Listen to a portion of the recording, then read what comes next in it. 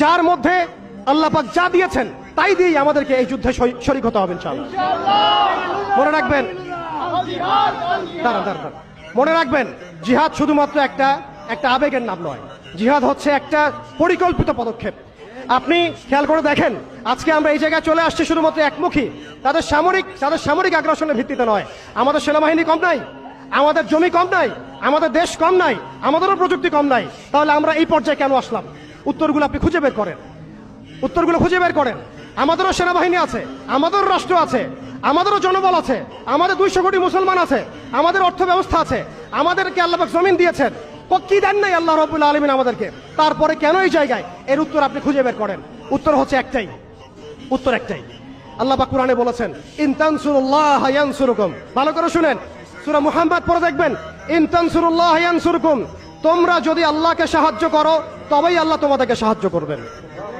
আমরা সবাই ব্যক্তি পূজায় লিপ্ত হয়েছি, দুনিয়া পূজায় লিপ্ত হয়েছি। আমরা সবাই দুনিয়াদারি নিয়ে ব্যস্ত হয়ে গেছি। আর যখন আমাদের ভাইরা মারা যাচ্ছে তখন আমরা মায়া কান্না দেখাচ্ছি। এইসব ভণ্ডামি দিয়ে জিহাদ হবে না, এইসব ভণ্ডামি দিয়ে বাইতুল মুকাদ্দাস বিজয় হবে না। আল্লাহর কাছে ফিরে আসেন, পরিপূর্ণ দ্বীনে দীক্ষিত হন। ইন তানসুরুল্লাহ ইয়ানসুরকুম। তোমরা আল্লাহকে সাহায্য করো, অর্থাৎ তোমরা আল্লাহর দ্বীনকে সাহায্য করো, আল্লাহ তোমাদেরকে সাহায্য করবেন। ওয়া ইউসাব্বিত আকদামাকুম। তোমাদের পা আল্লাহ পাক শক্ত করে দিবেন। আল্লাহ সতর্ক করেছেন, ওয়া ইন তাতাওয়াল্লাউ। তোমরা যদি মুখ ফিরায় নাও, আল্লাহ থেকে তোমরা যদি মুখ ফিরায় নাও, ইস্তাবদিল কওমান গায়রাকুম।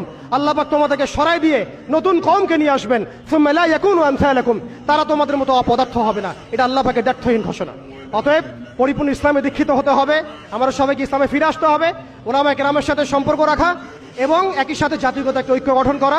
জাতিগত ঐক্য গঠন করে একটা শরিয়া রাষ্ট্র কায়েম করে, একটা পরিপূর্ণ ইসলামী রাষ্ট্র কায়েম করে, নবী সাল্লাল্লাহু আলাইহি ওয়াসাল্লামের সুন্নত অনুযায়ী একটা মদিনা রাষ্ট্র কায়েম করে আপনি আন্তর্জাতিক মহলে চাপ দিতে পারবেন ইনশাআল্লাহ।